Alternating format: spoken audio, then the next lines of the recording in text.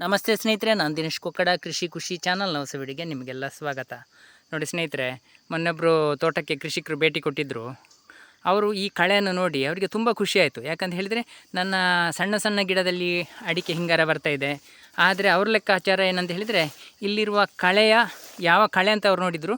ಅಂದರೆ ಇಲ್ಲಿ ಕಳೆ ನೋಡುವಾಗ ಅವರಿಗೆ ಇಲ್ಲಿ ವೆಲ್ವೆಟ್ ಬೀನ್ಸಿನ ಕಳೆ ಕಂಡಿತು. ಅದರ ಬಗ್ಗೆನೇ ಅವರು ಜಾಸ್ತಿ ವಿಚಾರಿಸಿದರು. ಅಂದರೆ ಈ ಕಳೆ ಎಲ್ಲಿ ಸಿಗ್ತದೆ, ಇದರ ಲಾಭ ಏನು, ಹೀಗೆಲ್ಲ. ನಾನು ಹೇಳೋದು ಏನಂತ ಹೇಳಿದರೆ ಸ್ನೇಹಿತರೆ, ನಮ್ಮ ತೋಟಕ್ಕೆ ಸೂರ್ಯನ ಬಿಸಿಲು ಬೀಳದ ಹಾಗೆ ನಾವು ನೋಡಿಕೊಳ್ಬೇಕಾದ್ದು ನಮ್ಮ ಮುಖ್ಯ ಕರ್ತವ್ಯ. ಯಾಕಂತ ಹೇಳಿದರೆ, ಮಣ್ಣಿನಲ್ಲಿ ಬೇಕಾದಷ್ಟಂತೂ ಜೀವಿಗಳಿರ್ತದೆ, ಜೀವಾಣುಗಳಿರ್ತದೆ. ಅದೆಲ್ಲ ನಾನು ಪದೇ ಪದೇ ವಿಡಿಯೋಗಳಲ್ಲಿ ಹೇಳ್ತಾನೆ ಇರ್ತೇನೆ. ಆದರೆ ಇಲ್ಲಿ ಯಾವ ವಿಧದ ಕಳೆ ಇದೆ ಅಂತ ನಮಗೆ ಲೆಕ್ಕ ಇಲ್ಲ ಸ್ನೇಹಿತರೆ. ತುಂಬ ಜನರು ಈ ವೆಲ್ವೆಟ್ ಬೀನ್ಸ್ನ ಬೀಜ ಸಿಗ್ತದಾ, ಅದು ಎಲ್ಲಿ ಸಿಗ್ತದೆ ಅಂತ ತುಂಬ ಕೇಳ್ತಾ ಇರ್ತಾರೆ. ಆದರೆ ನಾನು ಹೇಳೋದೇನಂತ ಹೇಳಿದರೆ, ಇಲ್ಲಿ ನಮಗೆ ಯಾವ ವಿಧದ ಕಳೆ ಇದೆ ಅಂತ ಲೆಕ್ಕಕ್ಕೆ ಬರೋದೇ ಇಲ್ಲ ಸ್ನೇಹಿತರೆ. ನಮ್ಮ ಜಮೀನಲ್ಲಿರುವಂಥ ಜೀವಿಗಳಿಗೆ, ಎರೆಹುಳಗಳಿಗೆ ಅಥವಾ ಗೆದ್ದಲುಗಳಿಗೆ ಬೇಕಾದಷ್ಟು ಊಟ ಸಿಕ್ಕಿದರೆ ಆಯಿತು, ಅಲ್ಲಿಗೆ ಕತೆ ಮುಗೀತು. ನಾವು ಯಾವ ವಿಧದ ಕಳೆ ಹಾಕಿದ್ದೇವೆ, ಏನು ಕತೆ ಅಂತದ್ದು ನಮಗೆ ಲೆಕ್ಕಕ್ಕೆ ಬರೋದಿಲ್ಲ. ಹಾಗಾದರೆ ಕಳೆ ಇದ್ದರೆ ಏನಾಗ್ತದೆ? ಸಿಂಪಲ್ ಸ್ನೇಹಿತರೆ, ನಮ್ಮ ಜೀವಿಗಳಿಗೆ ಊಟ ಸಿಗ್ತದೆ. ಊಟ ಸಿಕ್ಕಿದರೆ ಏನಾಗ್ತದೆ? ಅದು ಇಲ್ಲಿ ಹಿಕ್ಕೆ ಆಗ್ತದೆ. ಹಿಕ್ಕೆ ಹಾಕಿದರೆ ಅದೇ ಗೊಬ್ಬರ ಅಲ್ವಾ? ನಾವು ಕೋಳಿ ಹಿಕ್ಕೆನೂ ಗೊಬ್ಬರನೇ ಹಾಕ್ತಾ ಇದ್ದೇವೆ. ಆದರೆ ವ್ಯತ್ಯಾಸ ಏನಂತ ಹೇಳಿದರೆ, ಕೋಳಿ ಹಿಕ್ಕೆಗೂ ನಮ್ಮ ಎರೆಹುಳದ ಹಿಕ್ಕೆಗೂ ವ್ಯತ್ಯಾಸ ಎಷ್ಟಿದೆ ಅಂತ ಹೇಳಿದರೆ, ಕೋಳಿ ಹಿಕ್ಕೆಯಲ್ಲಿರುವುದು ಸಂಪೂರ್ಣವಾಗಿ ರಾಸಾಯನಿಕಯುಕ್ತವಾದಂತಹ ಆಹಾರವನ್ನು ತಿಂದು ಬೆಳೆದಿರುವಂತಹ ಕೋಳಿಯಿಂದ ಬಂದಂಥ ಹಿಕ್ಕೆ. ಆದರೆ ನಮ್ಮ ಮಣ್ಣಿನಲ್ಲಿರುವಂತಹ ನೈಸರ್ಗಿಕವಾದಂತಹ ಎರೆಹುಳದಿಂದ ಬರುವುದೇನಂತ ಹೇಳಿದರೆ, ಶುದ್ಧವಾದಂತಹ ಯಾವುದೇ ರಾಸಾಯನಿಕ ಸತ್ವ ಇಲ್ಲದಂತಹ ನೈಸರ್ಗಿಕವಾದಂತಹ ಹಿಕ್ಕೆ. ಇಷ್ಟೇ ವ್ಯತ್ಯಾಸ. ಅಷ್ಟೇ ಅಲ್ಲದೆ ಸ್ನೇಹಿತರೆ, ಇನ್ನೂ ದೊಡ್ಡ ಲಾಭ ಏನಂತ ಹೇಳಿದರೆ, ಇಲ್ಲಿ ನನ್ನ ಜಮೀನಲ್ಲಿ ಕೋಟಿಗಟ್ಟಲೆ ಎರೆಹುಳ ಇರ್ಬೋದು ಅಲ್ವಾ?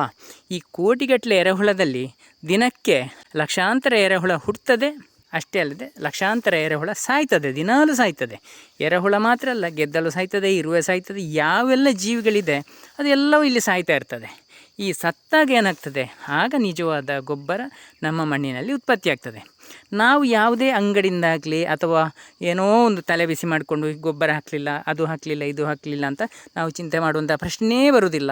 ಅಷ್ಟೇ ಅಲ್ಲದೆ ನಮ್ಮ ತೋಟದಲ್ಲಿ ಕೂಡ ಯಾವುದೇ ಖರ್ಚು ವೆಚ್ಚ ಇಲ್ಲದೆ ನಮಗೆ ಇಳುವರಿಯನ್ನು ಪಡಿಬಹುದು ಮತ್ತು ಕೃಷಿಯಲ್ಲಿ ಒಂದು ಖುಷಿಯನ್ನು ಕಾಣ್ಬೋದು. ಇಲ್ಲಿ ಇನ್ನೊಂದು ನಮಗೆ ಲಾಭ ಇದೆ ಸ್ನೇಹಿತರೆ. ಏನಂತ ಹೇಳಿದರೆ, ತುಂಬ ಆರೋಗ್ಯದ ವಿಷಯದಲ್ಲಿ. ನನ್ನ ತೋಟ ನೋಡಿ ಮೊನ್ನೆೊಬ್ಬರು ಹೇಳಿದರು ಕೃಷಿಕರು, ನೀವು ಎಲೆ ಚುಕ್ಕಿಗೆ ಯಾವ ಔಷಧಿ ಬಿಡ್ತೀರಿ ಅಂತ. ನನಗೆ ಆಗಾಯಿತು, ನೋಡುವ ಇವರು ಏನೇ ಹೇಳ್ತಾರೆ ಅಂತ. ನಾನು ಕೇಳಿದೆ, ನೀವು ಯಾವ ಔಷಧಿ ಹೊಡಿತೀರಿ ಅಂತ. ಆಗ ಅವರು ಒಂದು 2-3 ಔಷಧ ಹೆಸರು ಹೇಳಿದರು. ನನಗೆ ಹೇಳುವಾಗಲೇ, ಅದನ್ನು ಕೇಳುವಾಗಲೇ ನನಗೆ ಏನು ಹೇಳಬೇಕಂತ ಗೊತ್ತಾಗಲಿಲ್ಲ. ಯಾಕಂತ ಹೇಳಿದರೆ, ಅವರು ಬಿಟ್ಟದ್ದು ಫಂಗಸ್ ನಾಶಕ ಅಲ್ಲ ಸ್ನೇಹಿತರೆ, ಕೀಟನಾಶಕ ಬಿಟ್ಟಿದ್ದಾರೆ. ಅಂದರೆ ಎಷ್ಟು ಮಾಹಿತಿ ಇಲ್ಲ ಅಂತ ಹೇಳಿದರೆ ಕೃಷಿಕರಿಗೆ. ಎಲೆ ಚುಕ್ಕೆ ಅಂತ ಹೇಳುವಂಥದ್ದು ಒಂದು ಶಿಲೀಂಧ್ರ ರೋಗ ಅಥವಾ ವೈರಸ್, ಅಂದರೆ ಕಣ್ಣಿಗೆ ಕಾಣದಿರುವಂತಹ ಒಂದು ಸೂಕ್ಷ್ಮಾಣುಜೀವಿಗಳಿಂದ ಬರುವಂತಹ ರೋಗ ಎಲೆ ಚುಕ್ಕಿ. ಅದು ಎಲೆಗಳಲ್ಲಿ ರಂಧ್ರ ಮಾಡ್ತದೆ. ಈ ರೀತಿ ಇರ್ತದೆ ನೋಡಿ, ಇದು ಹಳೆಯ ಗುರುತುಗಳು. ಎಲೆ ಚುಕ್ಕಿ ಅಂತ ಹೇಳಿದರೆ ಈ ರೀತಿ ಇರ್ತದೆ ನೋಡಿ.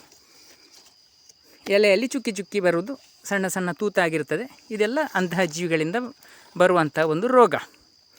ಆದರೆ ನಾವು ತಿಳ್ಕೊಳ್ಬೇಕಾದ್ದೇನಂತ ಹೇಳಿದರೆ, ಕೀಟನಾಶಕ ಮತ್ತು ಫಂಗಸ್ ನಾಶಕಗಳ ವ್ಯತ್ಯಾಸನೇ ಗೊತ್ತಿಲ್ಲ. ಒಂದನೇದಾಗಿ ನಾವು ಕೀಟನಾಶಕವನ್ನು ಸಿಂಪಡಿಸಿದರೆ ಯಾವುದೇ ಪರಿಣಾಮ ಬೀರುವುದಿಲ್ಲ ಒಂದನೇದಾಗಿ. ಆದರೆ ಒಂದು ವಿಷಯಕ್ಕೆ ದೊಡ್ಡ ಪರಿಣಾಮ ಬೀಳ್ತದೆ ಸ್ನೇಹಿತರೆ. ಏನಂತ ಹೇಳಿದರೆ, ನಮ್ಮ ಆರೋಗ್ಯಕ್ಕೆ. ಯಾವುದೇ ಕೀಟನಾಶಕವನ್ನು ಸಿಂಪಡಿಸಿದಾಗಲೂ ಕೂಡ ಅದರ ಮೊದಲನೇ ಸೇವನೆಯನ್ನು ಮಾಡೋದು ಯಾರು? ನಾವಲ್ವ?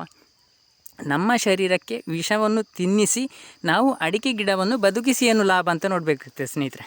ನಾನು ಅವರಲ್ಲಿ ಕೇಳಿದ್ದೆ, ನನ್ನ ಸ್ನೇಹಿತರಲ್ಲಿ, ನೀವು ಔಷಧಿಯನ್ನು ಹೇಗೋ ಸಿಂಪಡಣೆ ಮಾಡಿದ್ದೀರಿ ಅಡಿಕೆಗೆ, ಆದರೆ ನೀವು ಅಡಿಕೆಗೆ ಸಿಂಪಡಣೆ ಮಾಡಿದ್ದೀರಾ ಅಲ್ಲ ನಿಮಗೆ ನೀವೇ ಸಿಂಪಡಣೆ ಮಾಡಿಕೊಂಡಿದ್ದೀರಾ? ಯಾಕಂತ ಹೇಳಿದರೆ, ಯಾವುದೇ ಕೃಷಿಕರು ಕೂಡ ಯಾವುದೇ ಒಂದು ವಿಷಯವನ್ನು ಪ್ರಯೋಗಿಸುವಾಗ ಯಾವುದೇ ರೀತಿಯ ಮುಂಜಾಗ್ರತಾ ಕ್ರಮ ಮಾಡಿಕೊಳ್ಳುವುದಿಲ್ಲ. ಕೈಗೆ ಗ್ಲೌಸ್ ಹಾಕಿಕೊಳ್ಳುವುದಿಲ್ಲ, ಮಾಸ್ಕ್ ಹಾಕಿಕೊಳ್ಳುವುದಿಲ್ಲ. ಅಂದರೆ ಎಲ್ಲವನ್ನು ಅವರ ಶರೀರಕ್ಕೆ ಸೇವನೆ ಮಾಡಿಕೊಂಡೇ ನಂತರ ನಾವು ಅಡಿಕೆ ತೋಟಕ್ಕೆ ಸ್ಪ್ರೇ ಮಾಡ್ತೇವೆ. ಆಗ ವಿಷವನ್ನು ಸೇವಿಸಿ ನಮ್ಮ ಜಮೀನಲ್ಲಿರುವಂಥ ಎಲ್ಲ ಕೀಟ ವರ್ಗಗಳು ಸಾಯ್ತದೆ. ಅದರಲ್ಲಿ ಒಳ್ಳೆದಿರ್ತದೆ, ಕೆಟ್ಟದಿರ್ತದೆ, ಅದು ಬೇರೆ ವಿಷಯ. ಒಳ್ಳೆದರಲ್ಲಿ ಮುಖ್ಯವಾಗಿ ಯಾವುದು? ಜೇನುಹುಳ ಸ್ನೇಹಿತರೆ. ಜೇನುಹುಳಗಳು ನಾಶ ಆದರೆ ನಮಗೆ ಇಳುವರಿ ಬರುವುದ ಪ್ರಶ್ನೆಯೇ ಇಲ್ಲ. 70% ಪರಾಗಸ್ಪರ್ಶ ಮಾಡುವುದು ಈ ಜೇನುಹುಳಗಳ ಸ್ನೇಹಿತರೆ. ನೋಡಿ, ಇಲ್ಲಿ 2 ಹೂವಿದೆ, 2 ರೀತಿಯ. ತುಂಬ ಜನರಿಗೆ ಅದೇ ಗೊತ್ತಿಲ್ಲ. ನೋಡಿ, ಇಲ್ಲಿ ಅಕ್ಕಿ ಕಾಳಿನಂತೆ ಕಾಣ್ತದೆ ನೋಡಿ, ಇದು ಗಂಡು ಹೂ. ನೋಡಿ ಇಲ್ಲಿ ಕಾಣ್ತದೆ ನೋಡಿ, ಇದು ಹೆಣ್ಣು ಹೂ. ಈ ಹೆಣ್ಣು ಹೂ ಅರಳುವಾಗ ಈ ಗಂಡು ಹೂ ಇದರಲ್ಲಿ ಇರುವುದಿಲ್ಲ, ಇದೆಲ್ಲ ಉದುರಿ ಹೋಗಿ ಇರ್ತದೆ. ನೋಡಿ ಇಲ್ಲಿ ಈಗಲೇ ಕಾಣ್ಬೋದು ನಿಮಗೆ. ನೋಡಿ ಇಲ್ಲಿ ನೀವು ಅರ್ಧಂಬರ್ಧ ಎಲ್ಲ ಅರಳಿ ಹೂ ಉದುರಿಯಾಗಿ ನೋಡಿ, ಇಲ್ಲಿಂದಲೇ ಅರಳಲಿಕ್ಕೆ ಪ್ರಾರಂಭ ಆಗಿದೆ, ಇಲ್ಲೆಲ್ಲ ಅರಳಿ ಉದುರಿದೆ. ಇನ್ನು ಇದರಲ್ಲಿರುವ ಹೆಣ್ಣು ಹೂ ಅರಳುವಾಗ ಯಾವುದೇ ಕಾರಣಕ್ಕೂ ಇದರಲ್ಲಿ ಗಂಡು ಹೂ ಇರುವುದೇ ಇಲ್ಲ. ಹಾಗಾದರೆ ಇದಕ್ಕೆ ಗಂಡು ಹೂ ಎಲ್ಲಿಂದ ಬರಬೇಕು? ಪಕ್ಕದ ಗಿಡದಿಂದಲೇ ಬರಬೇಕು. ಯಾರು ತಂದು ಹಾಕುವುದು? ಅದೇ ಜೇನುಹುಳಗಳು, ಇನ್ನಿತರ ಕೀಟಗಳು. ಈ ವಿಷವನ್ನು ಸಿಂಪರಣೆ ಮಾಡಿದರೆ ಹೇಗಾದೀತು ಕತೆ? ಸ್ನೇಹಿತರೆ, ನಾವು ಕೃಷಿಯಲ್ಲಿ ಯಶಸ್ವಿಯಾಗಬೇಕಾದ್ರೆ ಸ್ವಲ್ಪ ಮಾಹಿತಿಯನ್ನು ತಿಳ್ಕೊಳ್ಳೇಬೇಕಾಗ್ತದೆ. ನೋಡಿ ಅಲ್ಲಿ ಕಾಣ್ತದೆ ನೋಡಿ, ಅದು ಪಕ್ಕದ ಜಮೀನವರ ತೋಟ. ನೋಡಿ ಹೇಗಿದೆ ಅಂತ ನಿಮಗೆ ಇಲ್ಲಿಂದಲೇ ವ್ಯತ್ಯಾಸ ಕಾಣಿಸ್ತೇನೆ. ನನ್ನ ತೋಟ ಇಲ್ಲಿದೆ ನೋಡಿ, ಈ ಭಾಗದಲ್ಲಿದೆ. ನಿಮಗೆ ಎಷ್ಟು ವ್ಯತ್ಯಾಸ ಕಾಣ್ತದೆ ಅಂತ ಹೇಳಿದರೆ, ಇದರಲ್ಲಿ ನನ್ನ ರೋಗ ಬಾಧೆ ಇದ್ರೂ ಕೂಡ ಸಂಪೂರ್ಣವಾಗಿ ಹತೋಟಿಯಲ್ಲಿದೆ ಸ್ನೇಹಿತರೆ. ನಾನು ಯಾವುದೇ ಸಿಂಪರಣೆ ಮಾಡೋದಿಲ್ಲ, ರಾಸಾಯನಿಕ ಸ್ಪ್ರೇ ಮಾಡೋದಿಲ್ಲ, ಎಲ್ಲವೂ ಸಂಪೂರ್ಣವಾಗಿ ಹತೋಟಿಯಲ್ಲಿದೆ ರೋಗ ಬಾಧೆ. ಆದರೆ ಪಕ್ಕದ ಜಮೀನಿನ ತೋಟವನ್ನು ನೋಡಿದ್ರೇ ನಿಮಗೆ ಗೊತ್ತಾಗ್ತದೆ ಸಂಪೂರ್ಣವಾಗಿ ಹತೋಟಿ ಮೀರಿದೆ ಅಂತ. ಅಂದರೆ ಇಲ್ಲಿ ಆಗಿರುವಂಥದ್ದು ಏನಂತ ಹೇಳಿದರೆ, ರಾಸಾಯನಿಕ ಸಿಂಪರಣೆ ಮಾಡ್ತಾ ಇದ್ದಾರೆ, ರಾಸಾಯನಿಕ ಗೊಬ್ಬರ ಹಾಕ್ತಾ ಇದ್ದಾರೆ, ಯಾವುದೇ ರೀತಿಯ ಕಳೆಯನ್ನು ಬರಲಿಕ್ಕೆ ಬಿಡುವುದಿಲ್ಲ, ಮಣ್ಣಿನಲ್ಲಿ ನೈಸರ್ಗಿಕ ಗೊಬ್ಬರ ಸೃಷ್ಟಿಯಾಗ್ತಾ ಇಲ್ಲ. ನನ್ನ ತೋಟಕ್ಕೆ ಬಂದವರು ಹೇಳ್ತಾರೆ ನನ್ನ ಜಮೀನು ತಂಪಾಗಿದೆ, ಅಷ್ಟೇ ಅಲ್ಲದೆ ಹಸಿರಾಗಿದೆ. ಪಕ್ಕದ ತೋಟಕ್ಕೆ ಹೋದಾಗ ಅವರ ತೋಟದಲ್ಲಿ ಬಿಸಿ ಹೊಡೀತದೆ ಸ್ನೇಹಿತರೆ.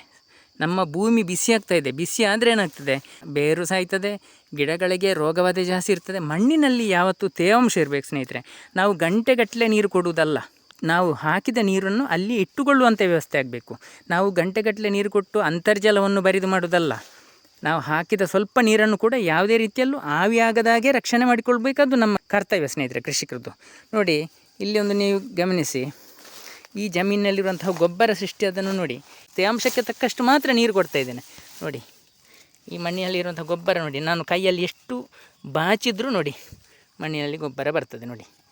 ಇದು ಎಲ್ಲ ನೀವು ಮಾರುಕಟ್ಟೆಯಲ್ಲಿ ಸಿಗುವಂತಹ ಗೊಬ್ಬರ ಇದೆಯಲ್ಲ, ಇದರ ಹತ್ತಿರಕ್ಕೂ ಸುಳಿಲಿಕ್ಕೆ ಆಗೋದಿಲ್ಲ ಇದರ ಗುಣಮಟ್ಟಕ್ಕೆ. ಹಾಗಂತ ಹೇಳಿ ನಾನು ಏನಾದರೂ ಗೊಬ್ಬರ ಹಾಕ್ತೇನೆ? ತುಂಬ ಕೃಷಿಕರು ಕೇಳ್ತಾರೆ, ನೀವು ಗೊಬ್ಬರ ಹಾಕದೆ ಹೇಗೆ ಅಡಿಕೆ ಆಗ್ತದೆ ಅಂತ. ಹೆಚ್ಚಿನ ಎಲ್ಲ ಕೃಷಿಕರು ಇದರ ಬಗ್ಗೆ ಆಲೋಚನೆಯನ್ನು ಮಾಡಲಿಲ್ಲ. ಅವರಿಗೆ ಗೊತ್ತಿರೋದೇನು, ನಾವು ಅಂಗಡಿಯಿಂದ ತಂದು ಅಥವಾ ಮಾರುಕಟ್ಟೆಯಲ್ಲಿ ಸಿಗುವಂತಹ ಎಲ್ಲ ನೋಡಿ. ಈಗ ನೋಡುವಾಗ ಅದೊಂದು ದಂಧೆಯೇ ಆಗಿದೆ, ಗೊಬ್ಬರ ಮಾರುವುದು ಒಂದು ದಂಧೆ. ಹಾಗಾಗಿ ಅದರ ಬಗ್ಗೆ ನನಗೆ ಹೆಚ್ಚಿನ ಹೇಳಲಿಕ್ಕೆ ಅಗತ್ಯನೇ ಇಲ್ಲ. ಆದ್ರೂ ಒಂದು ಮಾಹಿತಿಗಾಗಿ ಹೇಳ್ತಾ ಇದ್ದೇನೆ ಸ್ನೇಹಿತರೆ, ನೀವು ಹಾಕುತ್ತಿರುವಂಥ ಅಂಗಡಿಯಿಂದ ತಂದಂಥ ಗೊಬ್ಬರದಲ್ಲಿ 100ಕ್ಕೆ 90ರಷ್ಟು ಗೊಬ್ಬರ ಕೂಡ ಕಳಪೆಯಾಗಿರ್ತದೆ ಸ್ನೇಹಿತರೆ. ಆದರೆ ನಮ್ಮ ಮಣ್ಣಿನಲ್ಲಿ, ನಮ್ಮ ಜಮೀನಿನಲ್ಲಿ ಉತ್ಪತ್ತಿಯಾದಂಥ ನೈಸರ್ಗಿಕ ಗೊಬ್ಬರದ ಹತ್ತಿರ ಯಾವ ಗೊಬ್ಬರವನ್ನು ನಾವು ತುಲನೆ ಮಾಡಲಿಕ್ಕೆ ಆಗೋದಿಲ್ಲ. ಅಷ್ಟು ಗುಣಮಟ್ಟದ ಗೊಬ್ಬರ ನಮ್ಮ ಮಣ್ಣಿನಲ್ಲಿ. ಈ ಕೇವಲ ಕಳೆಯನ್ನು ಉಳಿಸಿಕೊಂಡ್ರೆ ಆಯಿತು. ಆದರೆ ಜನರಿಗೆ ಏನು ಚಿಂತೆ, ಕಳೆ ಇದ್ದರೆ ಅಡಿಕೆ ಹೆಕ್ಕುವುದು ಹೇಗೆ ಅಂತ. ನಾನು ಬೇರೆ ಬೇರೆ ವಿಡಿಯೋದಲ್ಲಿ ತೋರಿಸಿದ್ದೇನೆ. ಅಡಿಕೆ ಹೆಕ್ಕುವುದು ಒಂದು ಸಮಸ್ಯೆ ಅಂತ ತಿಳ್ಕೊಂಡ್ರೆ ಅವರಿಗೆ ಅಡಿಕೆ ಕೃಷಿಯೇ ಬೇಡ. ಯಾಕಂತ ಹೇಳಿದರೆ ನಮಗೆ ಆಗಬೇಕಾದ್ದು ಮುಖ್ಯವಾಗಿ ಅಡಿಕೆ ಸ್ನೇಹಿತರೆ. ನೋಡಿ ಇಲ್ಲಿ ಗಮನಿಸ್ಬೋದು ಹೇಗಿದೆ ಅಡಿಕೆ ಇಳುವರಿ ಅಂತ ನೋಡಿ, ಕಾಣ್ತದೆ ನಿಮಗೆ.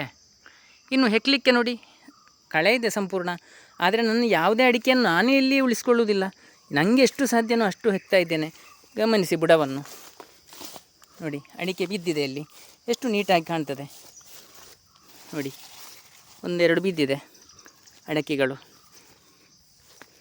ಅಂದರೆ ನಮಗೆ ಮಾಡಲಿಕ್ಕೆ ಮನಸ್ಸಿದ್ದರೆ ಸ್ನೇಹಿತರೆ ಖಂಡಿತವಾಗಿಯೂ ದಾರಿ ಇದೆ. ಈ ಇಳುವರಿಯನ್ನು ಗಮನಿಸಿ ನೀವು. ಬೇಕಾದಷ್ಟು ಪೋಷಕಾಂಶ ಇದ್ದ ಕಾರಣ ಈ ರೀತಿ ಇಳುವರಿ ಬಂದಿದೆ ನೋಡಿ.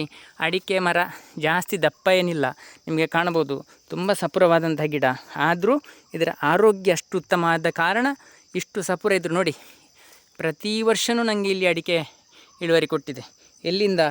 ನೆಲದಿಂದ ಕೇವಲ 3ರಿಂದ 4 ಗಂಟಿನ ನಂತರ ನನಗೆ ನಿರಂತರವಾಗಿ ಇದು ಅಡಿಕೆ ಇಳುವರಿನ ಕೊಡ್ತಾಯಿದೆ. ಒಂದೇ ರೀತಿಯಲ್ಲಿ ಕೊಡ್ತಾಯಿದೆ ನೋಡಿ. ಗೊಬ್ಬರ ಬೇಕಾಗಿರೋದು ಅಡಿಕೆ ಗಿಡದ ಬೆಳವಣಿಗೆಗೆ ಹೊರತು ಯಾವುದೇ ರೀತಿಯ ಇಳುವರಿಗಾಗಿ ಅಲ್ಲ. ನಮ್ಮ ಮಣ್ಣಿನಲ್ಲಿ ಯಾವುದೇ ಜಾಗದಲ್ಲೂ ಕೂಡ ಬಿಸಿಲು ಮಣ್ಣಿಗೆ ಸೋಕಬಾರ್ದು, ಇದನ್ನು ನೀವು ತಿಳ್ಕೊಳ್ಳಿ. ಅಷ್ಟೇ ಅಲ್ಲದೆ ಗಿಡಗಳು ಆರೋಗ್ಯವಾಗಿ ಬೆಳೀಬೇಕಾದ್ರೆ ನೋಡಿ, ಇಲ್ಲೊಂದು ನಾನು ಸತ್ತ ಜಾಗಕ್ಕೆ ಒಂದು ಅಡಿಕೆ ಗಿಡ ನಾಟಿ ಮಾಡಿದ್ದೇನೆ. ಒಂದು 5-6 ತಿಂಗಳಾಯಿತು ನೋಡಿ, ಎಷ್ಟು ಆರೋಗ್ಯವಾಗಿದೆ. ಹೇಗಿದೆ ಬುಡ? ಕಳೆಯಿಂದ ತುಂಬಿ ಹೋಗಿದೆ ನೋಡಿ, ಗಮನಿಸಿ ನೀವು. ಆದರೆ ಗಿಡದ ಆರೋಗ್ಯವನ್ನು ಗಮನಿಸಿ ನೀವು ನೋಡಿ. ಇಲ್ಲಿ ಒಂದು ಹತ್ತಿರನೇ ಯಾವುದೊಂದು ರೀತಿಯ ಕಳೆ ಇದೆ. ಈ ಕಳೆ ಎಡೆಯಲ್ಲಿ ಎಷ್ಟು ಆರೋಗ್ಯಯುತವಾಗಿ ಬರ್ತಾ ಇದೆ ಅಂತ ನೋಡಿ. ಆ ಗಿಡ ಅತಿ ಸಣ್ಣ ಗಿಡ ನೆಟ್ಟದು ನಾನು ನೋಡಿ. ಇದರ ಹೊಸ ಎಲೆಯ ಚಿಗುರನ್ನು ನೋಡಿ ಎಷ್ಟು ಆರೋಗ್ಯಯುತವಾಗಿದೆ ಅಂತ. ಇದರ ಗುಣಮಟ್ಟವನ್ನು ನೋಡಿದಾಗ ನಮಗೆ ಗೊತ್ತಾಗ್ತದೆ ಎಷ್ಟು ಆರೋಗ್ಯವಾಗಿ ಬೆಳೀತಾ ಇದೆ ಅಂತ. ಯಾವುದೇ ರೀತಿಯ ಗೊಬ್ಬರ ಕೊಡ್ತಾ ಇಲ್ಲ, ನೈಸರ್ಗಿಕವಾಗಿ ಇಲ್ಲಿ ಬರ್ತಾಯಿದೆ, ಅಷ್ಟು ಚೆನ್ನಾಗಿ ಬರ್ತಾಯಿದೆ. ನಾವು ಕೃಷಿಯ ಬಗ್ಗೆ ಸ್ವಲ್ಪ ಮಾಹಿತಿಯನ್ನು ತಿಳ್ಕೊಳ್ಬೇಕು ಸ್ನೇಹಿತರೆ. ಏನಂತ ಹೇಳಿದರೆ, ಕಾಡಿನಲ್ಲಿರುವಂತಹ ಪದ್ಧತಿಯನ್ನು ಅನುಸರಣೆ ಮಾಡಿದರೆ ಆಯಿತು. ಯಾವುದೇ ರೀತಿಯ ಗೊಬ್ಬರ ಬೇಕಾಗಿಲ್ಲ, ಆದರೆ ಜಮೀನಿನಲ್ಲಿ ಗೊಬ್ಬರ ಬೇಕು, ಗಿಡಗಳಿಗೆ ಪೋಷಕಾಂಶ ಬೇಕು. ಸಾರಜನಕ, ರಂಜಕ, ಪೊಟ್ಯಾಷ್ ಇದು 3 ಕೂಡ ಅತ್ಯುತ್ತಮ ಗುಣಮಟ್ಟದಲ್ಲಿ ಇರಬೇಕು ನಮ್ಮ ಜಮೀನಿನಲ್ಲಿ. ಅಷ್ಟೇ ಅಲ್ಲದೆ ಲಘು ಪೋಷಕಾಂಶಗಳಂತ ಇದೆ, ಅದು ಕೂಡ ಬೇಕು. ನಮ್ಮ ಮಣ್ಣಿನಲ್ಲಿ ಅಂತಹ ಎಲ್ಲ ಸೂಕ್ಷ್ಮ ಗೊಬ್ಬರಗಳು ಮತ್ತು ಮುಖ್ಯ ಗೊಬ್ಬರಗಳು ಎಲ್ಲವೂ ಅತ್ಯಧಿಕ ಪ್ರಮಾಣದಲ್ಲಿದೆ. ಯಾವುದೇ ಗಿಡಗಳನ್ನು ನೆಟ್ಟರು ಕೂಡ ಅದರಲ್ಲಿ ಒಳ್ಳೆಯ ಇಳುವರಿ ಕೂಡ ಬರ್ತಾಯಿದೆ. ನೋಡಿ, ಅಂತರ್ ಬೆಳೆಯಾಗಿ ಜಾಯಿಕಾಯಿ ಮಾಡಿದ್ದೇನೆ. ಇದರ ಎಲೆಗಳು ಕೂಡ ಗೊಬ್ಬರವನ್ನು ಮಾಡುವಂಥ ಕಾರ್ಯದಲ್ಲಿ ನಿರತ ಆಗಿದೆ. ಅಷ್ಟೇ ಅಲ್ಲದೆ ಇಳುವರಿಯನ್ನು ಕೊಡ್ತಾಯಿದೆ. ನಾವು ಕೇವಲ ಅಡಿಕೆ ಮರವನ್ನು ಮಾತ್ರ ನೆಟ್ಟುಬಿಟ್ಟು ಅಡಿಕೆಗೆ ಆ ರೋಗ ಬಂತು, ಈ ರೋಗ ಬಂತು, ಅಡಿಕೆಗೆ ಬೆಲೆ ಇಲ್ಲ ಇನ್ನು ಮುಂದೆ ಅಂತ ಎಲ್ಲ ಹೇಳ್ತಾ ಕೂರುವುದರ ಬದಲು ನಾವು ಬೇರೆ ಬೇರೆ ರೀತಿಯ ಅಂತರ್ ಬೆಳೆಯನ್ನು ಮಾಡ್ತಾ ಬಂದರೆ ನಮಗೆ ಅದರಿಂದಲೂ ಲಾಭ, ಇದರಿಂದಲೂ ಲಾಭ. ಒಟ್ಟಾರೆಯಾಗಿ ಕೃಷಿ ಅಂತ ಹೇಳೋದು ಒಂದು ಹಣದೊಟ್ಟಿಗೆ ಖುಷಿಯನ್ನು ಕೊಡುವಂತಹ ಒಂದು ಕೆಲಸ ಅಂತ ಹೇಳ್ಬೋದು. ಯಾವುದೇ ಕೆಲಸದಲ್ಲೂ ನೆಮ್ಮದಿ ಇಲ್ಲದಿದ್ರೂ ಕೂಡ ನಮಗೆ ಕೃಷಿಯಲ್ಲಿಯೂ ನೆಮ್ಮದಿ ಇಲ್ಲದ ಹಾಗೆ ಆಗಬಾರ್ದು.